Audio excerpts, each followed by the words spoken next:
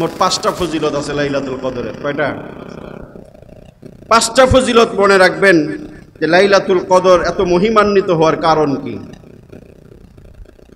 2-4টা ফজিলত তো ওই সূরার ভিতরে আল্লাহ পাক বলেছেন, ইন্না আনজালনাহু ফি লাইলাতিল কদর, নিশ্চয়ই আমি লাইলাতুল কদরে এই মহিমান্বিত রাতে আমি কোরআনুল কারীম নাজিল করছি। এটা এই রাতের 1 নম্বর ফজিলত। শ্রেষ্ঠ কিতাব নাজিলের জন্য আল্লাহ যে রজনীকে বেছে নিয়েছেন সেই রজনীর নাম লাইলাতুল কদর। মহিমান্বিত রজনীতে মহিমান্বিত গ্রন্থ আল্লাহ পাক নাজিল করেছেন। এই রাতের মর্যাদা বাড়িয়েছে কোরআন নাজিল।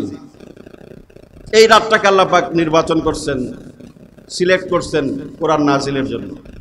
365টা রাত আছে, অন্য কোনো রাতকে আল্লাহ পাক নির্বাচন করেন নাই।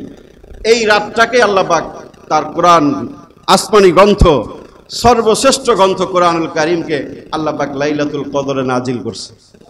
এটা এই রাতের 1 নম্বর ফজিলত। মনে রাখবেন লাইলাতুল কদরে শ্রেষ্ঠ কিতাব নাজিল হয়েছে।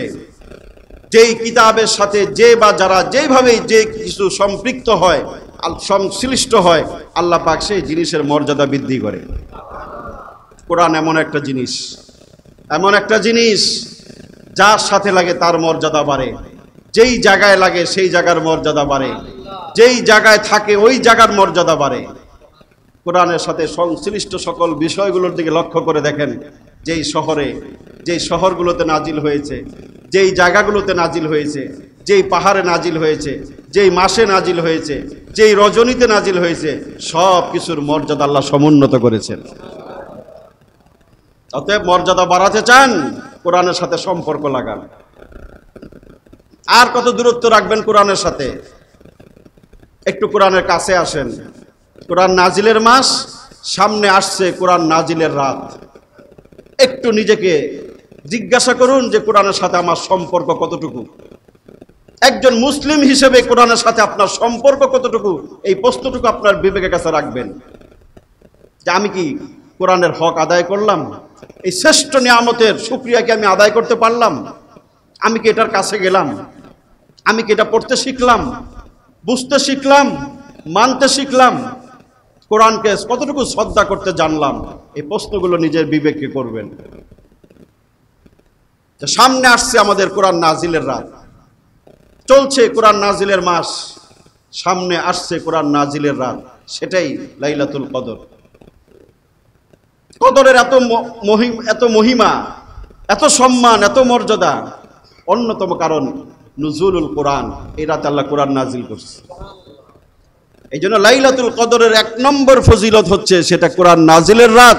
ওই রাত আল্লাহ পাক কোরআনুল কারীম অবতীর্ণ করেছেন। 2 নম্বর ফজিলত হচ্ছে এই রাতটা হচ্ছে আল্লাহ পাক নিজে বলেছেন এটা বছরের সর্বশ্রেষ্ঠতম রজনী, এবং এই রাতের ইবাদতের মর্যাদা সকল রাতের চেয়ে সবচেয়ে বেশি। লাইলাতুল কদরি খায়রুম মিন আলফি শাহর। আল্লাহ কোরআনের ভিতরে বলেন লাইলাতুল কদরি খায়রুম মিন আলফি শাহর। তোমরা কি জানো নাকি লাইলাতুল কদর কি জিনিস? ওয়ামা আদরাকা মা লাইলাতুল কদর, লাইলাতুল কদরি খায়রুম মিন আলফি শাহর। আল্লাহ নিজেই উত্তর দিচ্ছেন, নিজেই প্রশ্ন করেছেন, নিজেই উত্তর দিচ্ছেন।